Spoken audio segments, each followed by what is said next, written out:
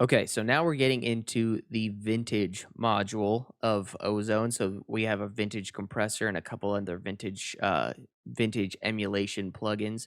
But this is different from the Dynamics plugin because, well, for one, we don't have as many we don't have the multiband controls like we did before, but also the way that it compresses is differently. So they take the output signal and use that to trigger the threshold rather than the input signal, which is more common with digital compressors. So they Ozone's algorithm is set to emulate those classic vintage compressor sounds. So we have three different settings right here.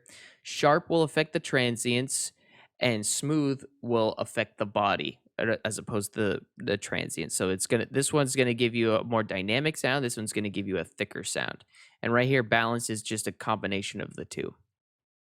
Right here, we have our classic, our compressor settings, our threshold, which will be triggered as soon as the volume passes that certain point. The ratio, which will determine how hard the compressor is working. So think of it as a ratio based on decibels. So for every, if we bump this up, for every 7 decibels that goes past the threshold, 1 decibel will come out.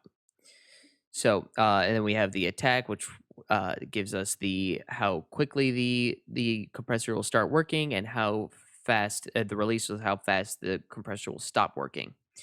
Right here, we have our auto gain function and our manual gain function, and our mid side uh, options, just like we have for the Dynamics plugin. Right here, we have two different types of metering. Right here also is the detection filter, which we can de-emphasize certain frequencies being triggering the compressor. So if we have something that's really high, like a really high frequency compressor, since this is taking the entire signal, we can kind of filter some of these out, and it's not filtering them out of the track; it's just filtering them out going to the compressor.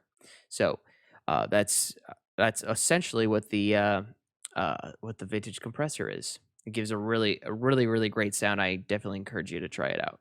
So on to the next one.